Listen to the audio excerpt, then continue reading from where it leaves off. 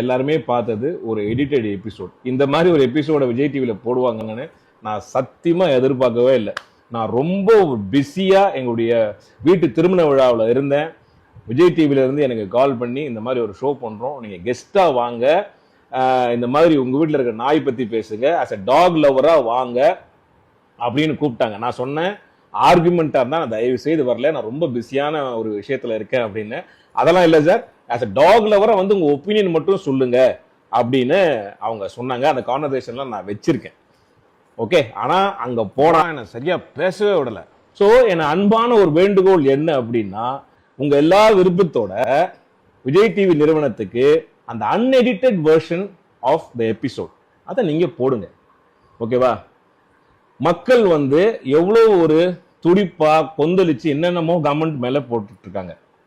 So இது வந்து எவ்வளவு எனக்கு எதிராகவும் டாக் லவ்வர்ஸுக்கு எதிராகவும் எவ்வளவு மோசமா அந்த விமர்சனங்கள் போயிட்டு இருக்கு. ஆக்சுவலா நான் நிகழ்ச்சிக்கு வந்ததுக்கான முதன்மை காரணம் நான் வந்து டாக் மேல வச்சிருக்கிற அன்பும் பற்றும் தான் முதல் காரணம். ரெண்டாவது, இந்த மாதிரியான ஒரு சென்சேஷனல் இஷ்யூ போயிட்டு இருக்கும்போது டாக் ஹேட்டர்ஸுக்கும் சரி டாக் லவர்ஸ்க்கும் சரி பொதுவாக இந்த சமுதாயத்துக்கு நம்ம இந்த விஷயத்துல ஒரு தீர்வு கிடைக்கும் அப்படின்ற ஒரு நம்பிக்கையில தான், அதுவும் கோபியுடைய ஷோ அப்படின்னு நம்பிக்கையில தான் நான் நேரத்தை ஒதுக்கி அந்த இடைப்பட்ட நேரத்துல வந்து அந்த நிகழ்ச்சிக்கு வந்து அது எல்லாருக்குமே தெரியும். ஆச்சரியமே கேட்டாங்க, என்ன சார் வீட்டில் கல்யாணம் வச்சுட்டு நீங்க வந்தீங்களா நாய்க்காக அப்படிலாம் கேட்டாங்க. ஆனா எபிசோட் பண்ணும்போது பாத்தீங்களா 9 மணிக்கு மேல வரக்கூடாது அது மட்டும் போட்டாங்க. நல்லா நீங்க பாருங்க, நான் சொல்லியிருக்கிற விஷயம் வந்து மூன்று பகுதியாக நான் பேசினது. ஒண்ணு வந்து நாயினுடைய குணம், ரெண்டாவது நம்முடைய பிஹேவியர், மூணாவது அதுக்கான தீர்வு.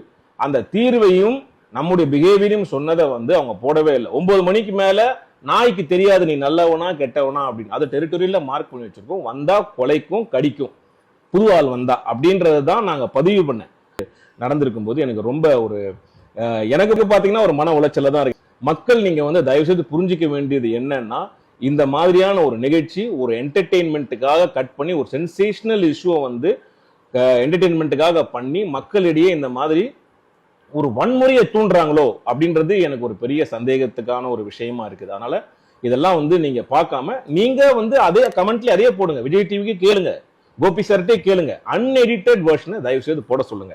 அப்படி போட்டாங்கன்னா உங்களுக்கு முழுசா தெரியும். அது போடுவாங்களான்ற ஒரு கேள்விக்குறி இருக்குல்ல. அதே மாதிரி முக்கியமா வந்து ஒரு பாதிக்கப்பட்டவங்களை வச்சு ஒரு நிகழ்ச்சி பண்றது, அதுவும் ஒரு ஸ்பான்சர்ட் நிகழ்ச்சியை பண்றது எந்த விதத்துல நியாயம்? அந்த கேள்வியும் நம்ம கேட்கணும்ல. நான் எபிசோட் பார்க்கும்போது தான் தெரிஞ்சது.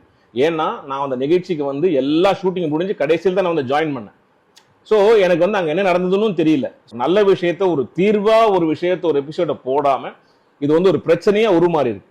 ஸோ அதனால பதில் கொடுக்க வேண்டிய கட்டாயத்துல நாங்க இருக்கோம். அதனால நான் அன்பா எல்லாருக்குமே சொல்றேன், யாரையுமே எதிர்த்து நான் எதுவுமே பேசவே இல்லை. நீங்க யாரும் இங்க வராதீங்க, ஏன் வரீங்க அப்படின்ற மாதிரியான விஷயங்கள் அந்த அர்த்தத்தில் ஒரு ஹார்ட்லெஸ்ஸா நான் பேசவே இல்லை.